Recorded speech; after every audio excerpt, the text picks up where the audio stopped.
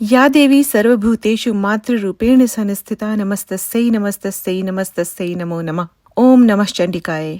इस वीडियो में हम 3 विषयों पे बात करेंगे कि भैरव तत्व क्या है, मतलब उनका स्वभाव क्या है, क्या भैरव बाबा की पूजा साधना हम घर पर कर सकते हैं, और तीसरा भैरव बाबा की कौन सी साधना घर पर करें और भैरव बाबा को कौन कौन से नैवेद्य पसंद है हर दिन के अनुसार। भैरव बाबा महादेव शिव के पंचम अवतार हैं, इसलिए परब्रह्म परमात्मा सच्चिदानंद स्वरूप ही हैं। भैरव बाबा का अवतरण ब्रह्मा जी के घमंड को चूर करने के लिए हुआ था। जब ब्रह्मा जी ने घमंडवश अपने एक मुख से महादेव शिव की निंदा करनी शुरू कर दी, इस घमंड का अंत करने के लिए ही भैरव बाबा प्रकट हुए थे और अपनी बाईं उंगली के तीखे नाखून से उन्होंने ब्रह्मा जी के 5वें मस्तक को काट डाला था।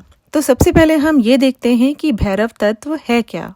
ज्यादातर लोग भैरव बाबा को या तो उग्र देवता मानते हैं, जिनकी कोट्स एंड कोट्स सिर्फ तांत्रिक लोग साधना आराधना करते हैं, या फिर उनको भैरव बाबा के बारे में ज्यादा कुछ पता ही नहीं होता है।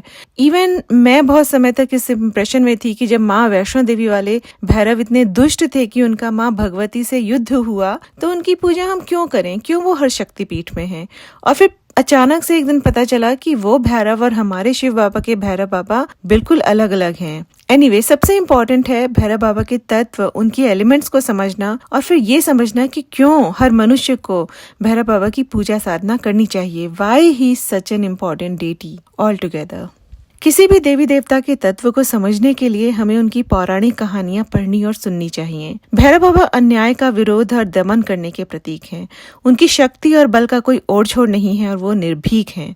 दोषी को दंड देने के लिए उनका प्राकट्य हुआ था, और सबसे बड़ी बात, भक्त की पुकार सुनकर वो तुरंत प्रकट हो जाते हैं। आज अधिकतर गृहस्थ भगवान श्री भैरव जी को शनिदेव के समान ही क्रूर और भयंकर देवता मानते हैं, जबकि सबका कल्याण करने वाले भगवान शिव का साक्षात स्वरूप एवं अमर अवतार होने के कारण बाबा भैरव परम दयालु तथा भक्तों को प्यार करने वाले हैं। थोड़ी सी ही साधना, आराधना, उपासना से प्रसन्न होकर साधक को संसार के सभी सुख दे देते हैं और सबसे बड़ा रक्षण देते हैं। शनिदेव की तरह ही बाबा भैरव मेहनती और सही मार्ग पर चलने वाले लोगों का हमेशा कल्याण ही करते हैं। अगर आपको अपनी और अपने परिवार की रक्षा की चिंता है, पोषण की चिंता है और देखभाल में थोड़ी भी डिवाइन हेल्प चाहिए, तो आपको भैरव बाबा को घर में जरूर स्थापित करना चाहिए। बल्कि सबसे अच्छा होता है कि आप बिना किसी इच्छा के, बिना किसी कामना के भैरव बाबा को समझें और उनकी पूजा अर्चना करें, और फिर देखें कि किसी की हिम्मत नहीं होगी कि कभी आपकी तरफ आंख उठा के भी देखे। भैरव बाबा आपसे पहले आपकी और आपके परिवार की रक्षा के लिए खड़े होंगे, और एक बार जब वो आ जाएंगे तो उनके सामने कोई टिक नहीं सकता है। आनंद फानन में वो सभी दुष्टों को भगा देंगे। मुझे ऐसा लगता है जैसे भैरव बाबा परिवार के रक्षक, परिवार के सबसे सक्षम मुखिया हैं, एक फादर फिगर की तरह जो हमेशा सबके लिए रहते हैं और जो अनुशासन और मेहनत करने पे जोर तो देते हैं, पर जिनके दिल में सभी के लिए असीम प्यार है। बस ऐसे ही हैं भैरव बाबा।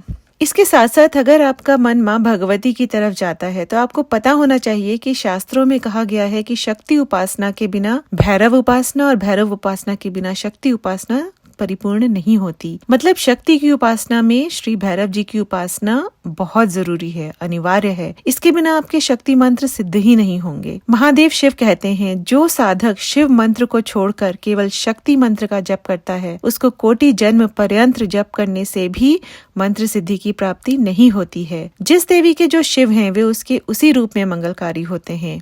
हे महादेवी, कलयुग में उससे शक्ति मंत्र विद्या की सिद्धि शीघ्र प्राप्त होती है। तो आप देख सकते हैं कि कैसे भैरव बाबा न केवल आपके परिवार, आपके चरित्र, आपकी रक्षा के लिए एक बहुत इम्पोर्टेंट डेटी हैं, बल्कि अगर आप शक्ति साधना करना चाहते हैं तो बिना भैरव उपासना के आपकी शक्ति साधना कभी संपूर्ण नहीं होगी। अब दूसरे पॉइंट पे आते हैं कि क्या भैरव बाबा की पूजा साधना हम घर पर कर सकते हैं। तो यहाँ पे आपको पता होना चाहिए कि भैरव बाबा के कई स्वरूप हैं और उन सभी स्वरूपों में एक स्वरूप है बटुक भैरव बाबा का। बटुक भैरव शिव बाबा का बाल रूप है, पर उनको बालक स्वरूप समझकर उनकी क्षमताओं को कम नहीं आंकना चाहिए। घर परिवार के रक्षण और पोषण के लिए बटुक भैरव बाबा की पूजा साधना बहुत बहुत जरूरी और प्रभावी है। इसी तरह अगर आप शक्ति साधक हैं तो आपको बटुक भैरव को घर में स्थापित करके उनकी पूजा अर्चना साधना जरूर करनी चाहिए। आपके और आपके घर परिवार के रक्षक हैं बटुक भैरव बाबा।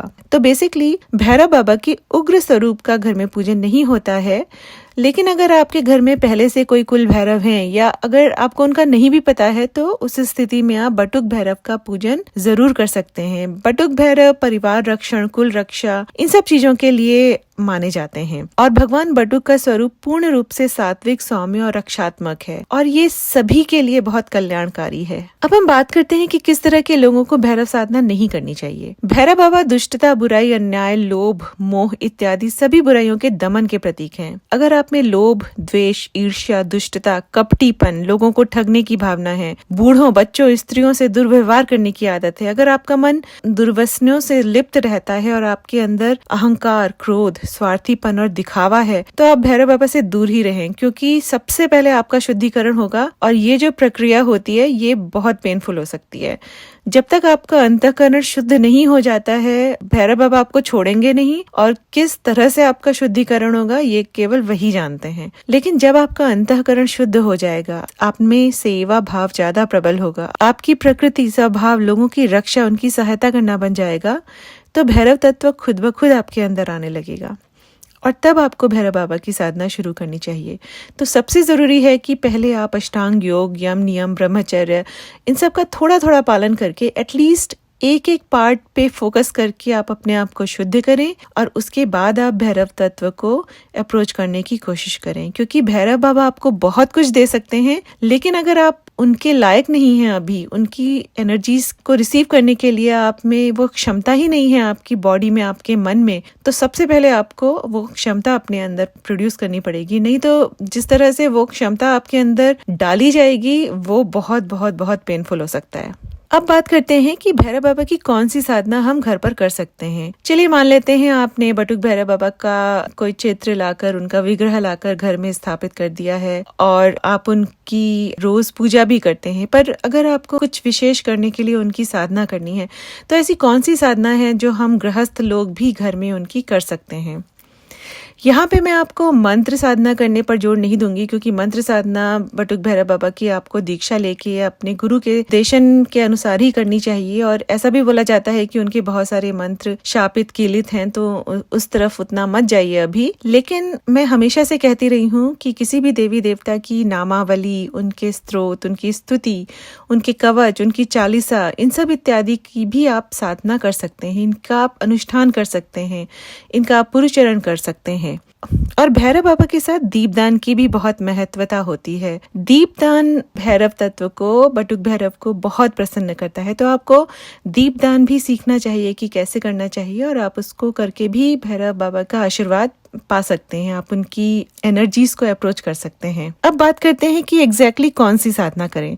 तो आरंभिक साधनाएं, जैसे मैंने बोला, नामावली, स्तुति, स्रोत, कवच इत्यादि से शुरू करिए। और अगर आपको बटुक भैरव बाबा का कुछ स्पेशल करना है तो अभी गंगा दशहरा आने वाला है और ये दिन बटुक भैरव जयंती का दिन भी होता है और इस दिन से आप बटुक भैरव बाबा की नामावली की साधना शुरू कर सकते हैं। तो इसी तरह से उनका कवच होता है जिसको आप सिद्ध कर सकते हैं। अगर आप बाबा का कवच सिद्ध करना चाहते हैं तो ये कवच आपका और आपके परिवार का बहुत समय तक रक्षा करेगा और इस अनुष्ठान की शुरुआत आप भैरव जयंती से शुरू कर सकते हैं। अब क्वेश्चन आता है कि पुरुषचरण या अनुष्ठान हम कैसे करें। तो अगर आप देखें तो पुरुषचरण और अनुष्ठान का एक कॉमन फॉर्मेट होता है। बेसिकली एक खोल है, एक ब्लूप्रिंट है जिसमें आप किसी भी देवी देवता के अनुसार थोड़ा बहुत चेंजेस करके कुछ fill in the blanks kind fill up कर सकते हैं और बेसिकली आपके पास आपके अनुष्ठान या पुरुषचरण का पूरा प्रोसेस होता है, स्टेप होता है, सारे स्टेप्स होते हैं। तो ये जो कॉमन फॉर्मेट होता है इसमें आसन, दिशा, आचमन, संकल्प, न्यास, स्तुति, नामावली, कवच इत्यादि का पाठ,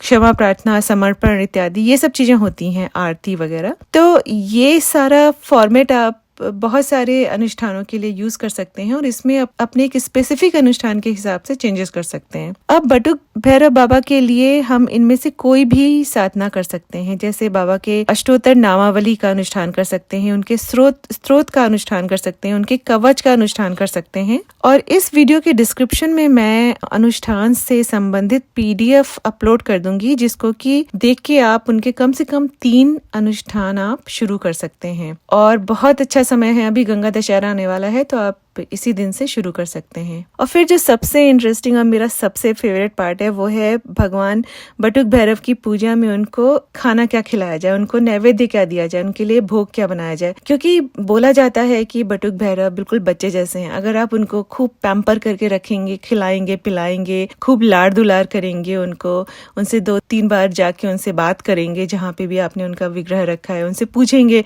आप ठीक तो हो ना, आप खुश तो हो ना। I mean they seem very small things but they mean a lot.